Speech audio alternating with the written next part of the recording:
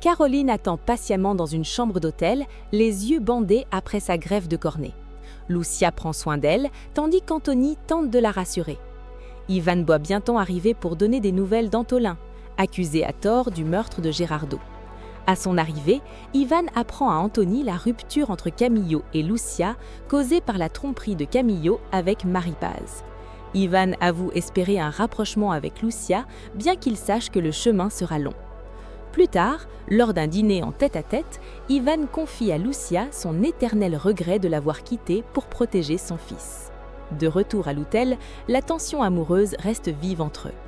Le lendemain, le retrait des bandages est un succès. Caroline commence à revoir. Sur le chemin du retour vers Almos, des douleurs au dos d'Antony obligent le groupe à faire une halte dans un motel. Juan Jaime Mondragon dîne avec Lucrecia. Persuadé du divorce imminent de Lucia et Camillo, il annonce son propre divorce avec Esther et propose à Lucrecia de l'épouser pour fusionner leurs domaines. De retour chez elle, Lucrecia soumet l'idée à Doña Carlota, qui s'y oppose catégoriquement, y voyant une manœuvre opportuniste de Juan Jaime. Parallèlement, David présente sa fiancée Bérénice à Juan Jaime. Malgré le scepticisme et l'attitude glaciale de son père, David réaffirme son intention de l'épouser. Camillo est dévasté. Malgré les conseils de sa mère, il refuse d'accepter l'amour persistant entre Lucia et Ivan. Dévoré par la jalousie, il jure de refuser le divorce pour empêcher Lucia d'être avec Ivan. En prison, Antolin reçoit la visite de Carmen. Rongée par la culpabilité, elle souhaite dénoncer les vrais coupables, Saúl et El Gordo, mais Antolin lui ordonne de se taire pour protéger leur famille. Prise de panique, Carmen se rend tout de même chez l'avocat pour passer aux aveux. Informé depuis sa cellule, Antolin alerte Camillo.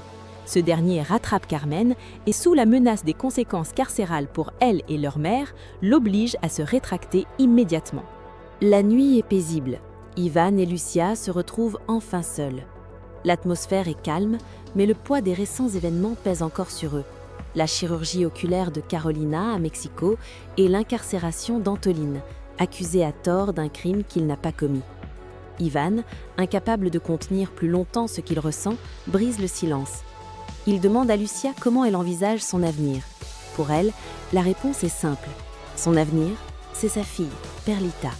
Ivan fait un pas vers elle et pose la question qui le hante.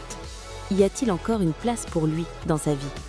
Émue, Lucia avoue qu'elle n'a jamais cessé de l'aimer, malgré les épreuves et les années d'éloignement. Libre de ses sentiments, elle reconnaît qu'il a toujours été dans son cœur. Ivan la prend dans ses bras et l'embrasse passionnément, lui promettant qu'ils ne se sépareront plus. Pendant ce temps, la tension monte chez les Galvan. Carmen est effondrée.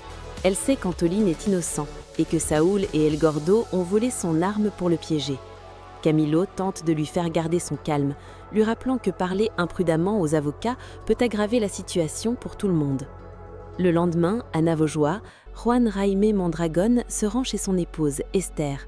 Il y est accueilli par sa belle-sœur, Angelina, paniquée à l'idée qu'Esther demande le divorce, un scandale inédit dans leur famille. Juan Jaime tente de jouer les maris affectueux, mais Esther reste de marbre. Elle lui annonce d'emblée que sa décision est prise. À sa grande surprise, Juan Jaime ne cherche pas à la retenir. Il accepte le divorce, mais impose une condition stricte: conserver le contrôle financier total des terres agricoles du patrimoine familial. Esther comprend immédiatement la manœuvre et refuse de signer sans consulter leur fils, David. Avant de partir, Juan Jaime lui lance froidement qu'il a de nouveaux projets d'avenir, dans lesquels elle n'a plus sa place. Au même moment, Carolina rentre au ranch McGuire avec Ivan, Lucia et Antony. Son intervention aux yeux s'est bien passée. Elle est accueillie chaleureusement par le petit Alex et le reste de la famille, qui lui propose de rester au ranch le temps de sa convalescence. Dans son bureau, David rassure sa mère par téléphone. Les terres ont été désendettées grâce à son héritage personnel, et la loi est de son côté. Mais Esther craint la réaction violente de Juan Jaime s'il se sent acculé. À l'association des agriculteurs, Camillo affronte directement Juan Jaime. Il lui signifie clairement qu'Antoline ne servira pas de bouc émissaire pour sauver Saúl. Face à la fermeté de Camillo, Juan Jaime contacte son avocat, Maître Lara, pour organiser une réunion d'urgence avec Ivan et Antony McGuire. Plus tard, chez les Lomelli Curiel, Lucia confie discrètement à sa grand-mère Carlotte qu'elle et Ivan se sont embrassés à Mexico et qu'Ivan est prêt à assumer pleinement son rôle de père pour Perlita. La réunion juridique s'ouvre dans le bureau d'Anthony. Camilo y explique le mobile du piège. Antoline avait corrigé El Gordo quelques semaines plus tôt, lui donnant une excellente raison de se venger. Lorsque Juan Jaime tente maladroitement d'excuser son fils, Ivan éclate de colère et refuse de laisser un innocent payer à la place d'un coupable. Acculé, Juan Jaime quitte la pièce en menaçant de faire tomber Carmen avec Saúl si son fils doit aller en prison. Sous le choc de cette altercation, Carolina fond en larmes, craignant pour Antoline et Carmen. Ivan réussit à la calmer en lui promettant de l'emmener voir Antoline dès le lendemain. De son côté, Saúl, terrifié par la prison, supplie son père de l'aider. Mais Juan Jaime le rejette avec mépris, lui reprochant son incapacité. Seul l'appel de son avocat, qui lui propose une stratégie pour coordonner ses dépositions et éviter la détention, lui rend un semblant de contrôle. La nuit tombée, Camilo débarque chez Lucia, alors qu'elle révise pour ses examens.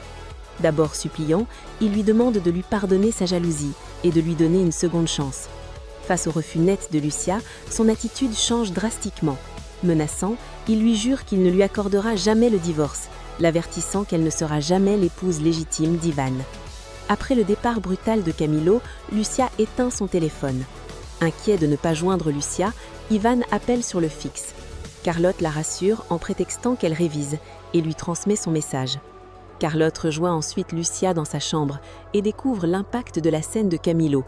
Indignée, la grand-mère lui rappelle qu'elle dispose d'une preuve irréfutable pour obtenir un divorce pour faute, l'infidélité de Camilo avec Mari Paz. Alors que Lucia hésite encore à engager une procédure conflictuelle, Carlotte lui révèle l'impensable. Juan Jaime a accepté de divorcer d'Esther parce qu'il vient de demander la mère de Lucia, Lucrèce, en mariage pour fusionner leurs fortunes. Lucia reste pétrifiée face à cette nouvelle.